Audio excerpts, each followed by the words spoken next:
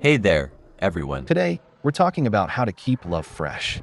Firstly, plan some surprise events for your partner to heat up your relationship on memorable days.